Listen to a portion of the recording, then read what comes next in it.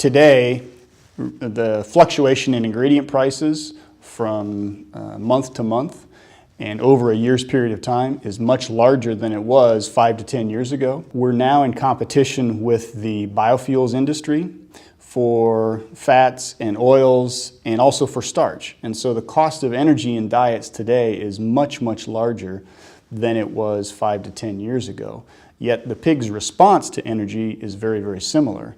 And so as we look at optimizing performance, we need to keep in mind maximum performance is not always the goal.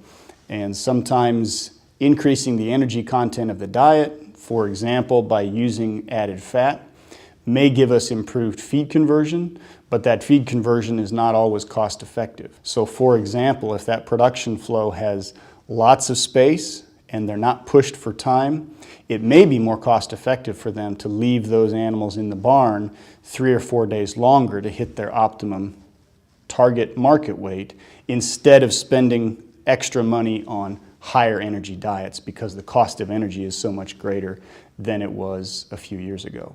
And so as we evaluate what's the best energy strategy to use to feed pigs, we always have to do that in the context of a particular production system and the goals of that production system. And the impact of being wrong is much, much greater today than it was 10 years ago because the cost of that energy is much, much higher than it was 5 to 10 years ago.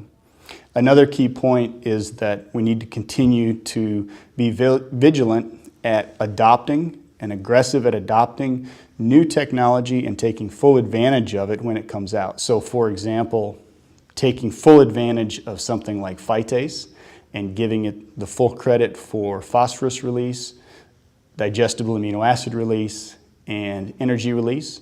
And the value of that technology today, because of the increase in those nutrient costs, is much, much greater than it was a few years ago. So taking full advantage of a technology like that and full advantage of technologies like synthetic amino acids in diets is really, really important today.